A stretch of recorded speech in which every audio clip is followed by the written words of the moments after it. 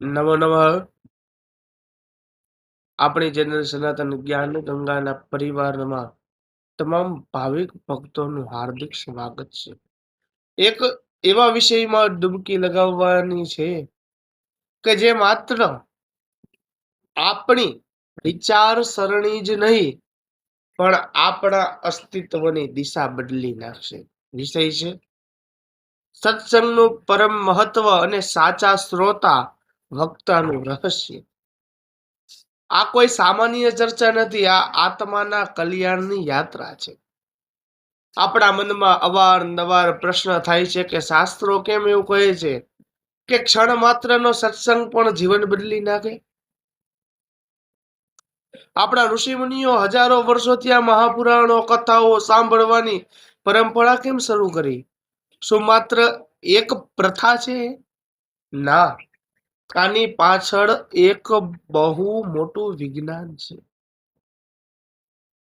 આજે આપણે સમજીશું કે જ્યારે હજારો લોકોની વચ્ચે કથા વહેતી હોય ત્યારે કયો વિચાર આપણા હૃદયને સ્પર્શી જાય અને ક્યારે આપણે જીવનનું યુટર્ન લઈ લે તે કહી શકાતું નથી.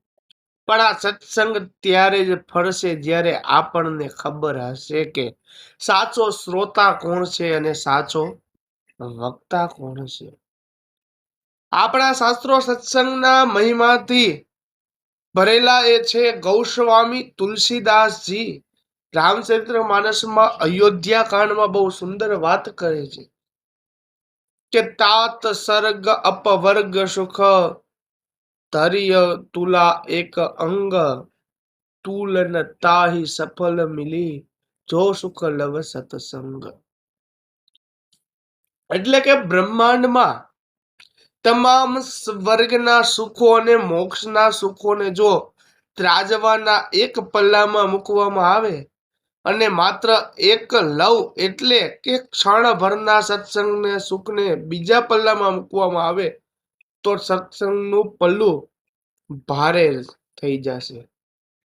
શ્રીમદ ભાગવત મહાપુરાણ મહાત્મ્યમાં સનત કુમાર નારદજીને કહે છે કે ભક્તિ, જ્ઞાન અને વૈરાગ્ય જો પુનઃ જાગૃત કરવા હોય તો કથા શ્રવણ સિવાય કલિયુગમાં બીજો કોઈ સર્વશ્રેષ્ઠ માર્ગ નથી. શાસ્ત્ર કહે છે કે કથા એક કાન દ્વારા હૃદયમાં પ્રવેશતું અમૃત છે. હવે ચાલો આના એક નવ ઊંડાણપૂર્વક આધ્યાત્મિક વસ્તુ જોઈએ કે આપણું મન શું છે. મન એ અનંત જન્મોના સંસ્કારોનો કચરો ભેગો કરીને બેઠેલું એક પાત્ર છે. આપણે રોજ બહારના જગતમાં ભટકીએ છીએ, રાગ, દ્વેષ, ક્રોધ અને અહંકારનો સામનો કરીએ છીએ. આનાથી આપણી ચેતના મલિન થાય છે. સત્સંગ શું કરે છે તો કે સત્સંગ એ સાઉન્ડ થેરાપી છે. એ દિવ્ય ધન્વીના તરંગો છે. જ્યારે સાચો વક્તા શાસ્ત્રની વાણી બોલે છે ત્યારે શબ્દો માત્ર કાન સુધી નથી અટકતા, એ સીધા હૃદયની અંદર અંતકરણમાં ઉતરી અહંકારના પડદાને ચીરી નાખે છે. ઋષિઓએ મહાપુરાણોની પરંપરા એટલે શરૂ કરી કારણ કે મનુષ્ય શ્રુતિ પ્રધાન જીવ છે. જેવું સાંભળશે તેવો જ બનશે. જો તમે પરમાત્માની વાતો સાંભળશો તો મન પરમાત્મામય બની જશે. અહીં જે પ્રશ્ન આવે છે કે શ્રોતા અને વક્તાનો, સાચો વક્તા કોણ છે? અને જે માત્ર જીભથી નથી બોલતો, જેનું જીવન પોતે એક શાસ્ત્ર બની ગયું હોય, જે રાગ દ્વેષથી મુક્ત થઈને કેવળ પરમાત્માના પ્રેમમાં ડૂબીને વાણી વહાવે છે. સાચો શ્રોતા કોણ? જે માત્ર કાનથી નથી સાંભળતો પણ જે પાત્ર બનીને આવે છે. કથામાં બેઠા પછી જેનું મન ઘેર નથી હોતું પણ જે પોતાની જાતને વક્તાના શબ્દોનો ઓગાળી દે છે ને એ સાચો શ્રોતા છે. પ્રકૃતિ આપણને આનો બહુ સુંદર ઉપદેશ આપે છે. જરા વિચારો કે સ્વાતિ નક્ષત્રનું પાણી જ્યારે આકાશમાંથી વરસે છે ત્યારે પાણી તો એક જ સરખું હોય છે, પણ એ જ પાણીનું ટીપું જો કોઈ ઝેરી સાપના મોઢામાં પડે તો એ ઝેર બની જાય. અને એ જ પાણીનું ટીપું જો સમુદ્રમાં ખુલ્લી છીપ, જે આપણે SIP શીપની અંદર પડે તો એ અમૂલ્ય મોતી બની જાય છે.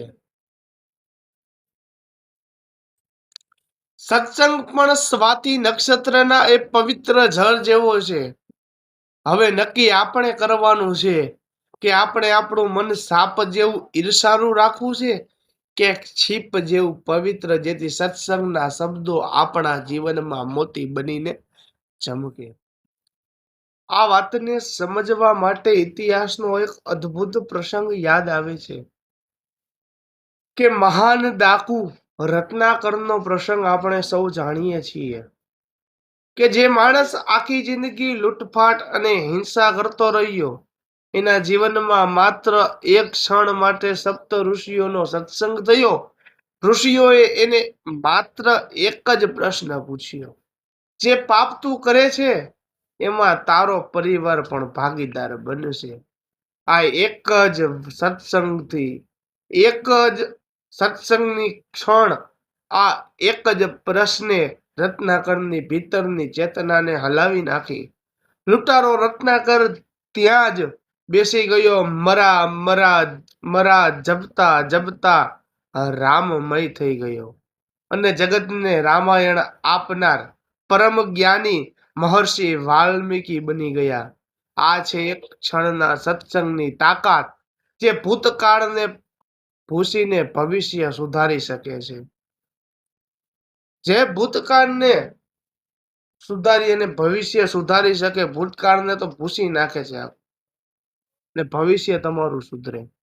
વહાલા, આત્મ સ્વરૂપો આપણે ઘણીવાર વિચારીએ છીએ કે સત્સંગ માત્ર આ લોકના સુખ માટે છે, પણ ના.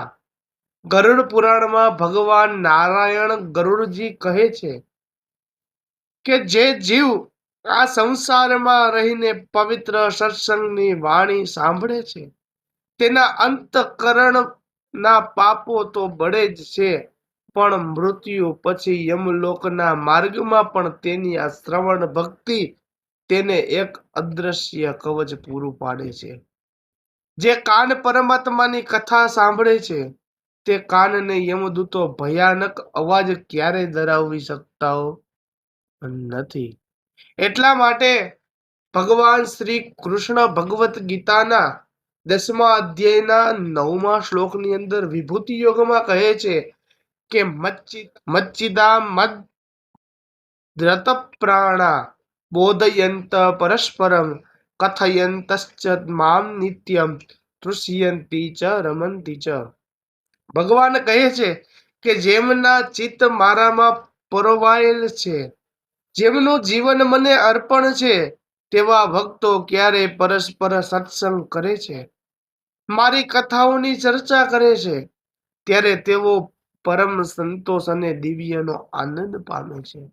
કઠોપનિષદ પણ કહે છે કે ઉત્તિષ્ઠ જાગ્રત પ્રાપ્ય વરાની બોધત. ઉભા થાઓ, જાગો અને શ્રેષ્ઠ પુરુષો સંતોના શરણમાં જઈ જ્ઞાન પ્રાપ્ત કરો. સત્સંગ એ જાગવાની પ્રક્રિયા છે. તો વહાલા, આપણે આજે આપણો આ સત્સંગ એક અદ્ભુત વૈચારિક ક્રાંતિ લાવશે. આપણે માત્ર વાતો નથી કરવી, આપણે આપણા હૃદયને તૈયાર કરવું છે. એક સાચો શ્રોતા બનવા માટે આજે જ એક સંકલ્પ કરીએ કે આવતીકાલે જ્યારે આપણે આ વિષયને ઊંડાણથી સમજીએ, ત્યારે આપણું મન સંપૂર્ણ શાંત અને ગ્રહણશીલ હોય. આપણે સત્સંગનું રહસ્ય તો સમજ્યા, પણ આ સત્સંગ આપણને આવનારા દિવસોમાં મહાપુરાણના એવો ગૂઢ રહસ્ય તરફ લઈ જશે જે સામાન્ય માણસ જાણી શકતા નથી. આ વિડીયોને તમારા મિત્રો અને પરિવાર સાથે અત્યારે જ શેર કરો, જેથી આવતીકાલના અમૃતનો લાભ દરેક વ્યક્તિને લઈ શકે. ચેનલને સબસ્ક્રાઇબ કરવાનું ભૂલતા નહીં. આવતીકાલે મળીએ ખૂબ જ એક નવો વિચાર લઈ, અને આવતીકાલે આપણે ફરી પાછા આપણે મળીશું. આજ સનાતન જ્ઞાન ગંગા ચેનલની યાત્રાની અંદર મેં પહેલા કાલે તમને કીધું કે યાત્રાની શરૂઆત ભલે નાની હતી, પણ તેનો પંથ બહુ વધારે અધિક કાપવાનો, લાંબો કાપવાનો છે. તો જય શ્રીમન નારાયણ, રાધે રાધે.